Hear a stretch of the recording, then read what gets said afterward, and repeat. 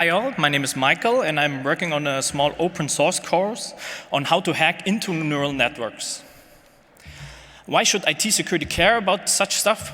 For example, there are a lot of deep learning applications now in blue team applications, such as anti-virus applications, intrusion detection systems, but obviously, red teams also need to know how to hack into those systems, and they also need to create their own systems, such as automated penetration testing, phishing email generators, and there are, of course, all this questionable stuff you might think is a valid target, such as mass surveillance and crime forecasting.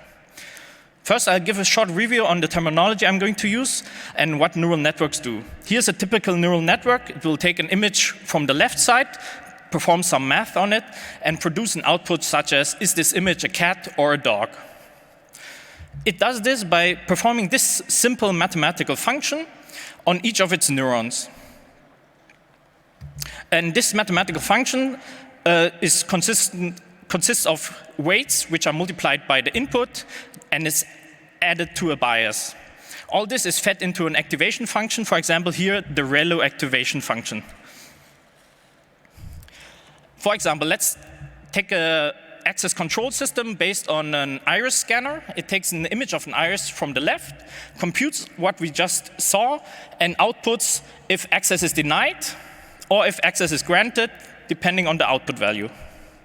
And this output neuron performs the same computation all the other neurons does, usually with something called a softmax, but we'll just stick with ReLU. So the question now is, how can we modify this so that we will always get access granted to a neural network?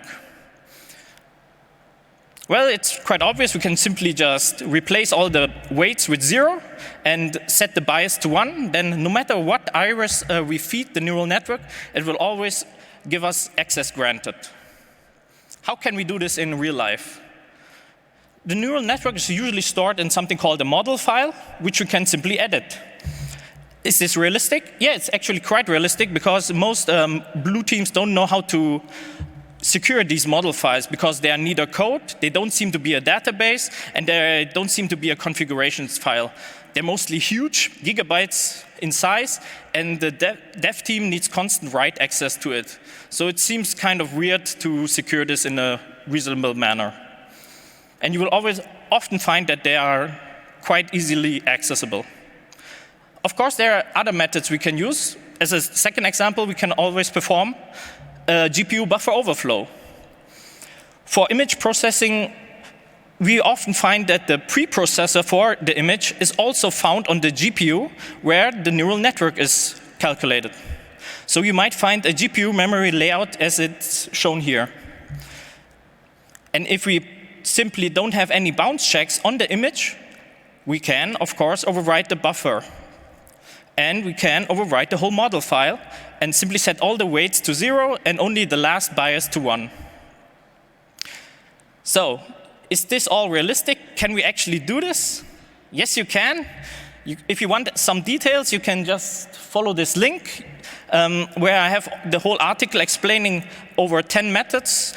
And you will be able to try them all out in different exercises, such as backdooring neural networks, or how to do a neural malware injection, and of course, all the stuff I just showed you here.